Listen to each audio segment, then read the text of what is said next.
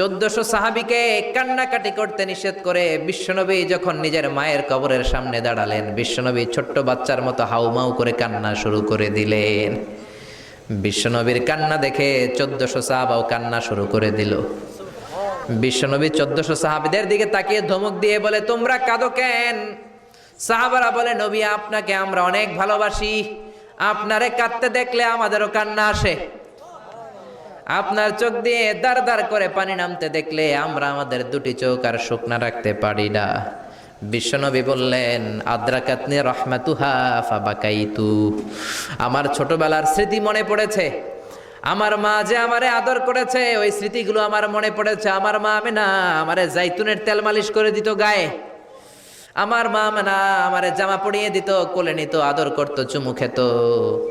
ওই স্মৃতিগুলো আমার মনে পড়েছে, তাই আমি কাঁদি, তোমরা কাঁদো কেন?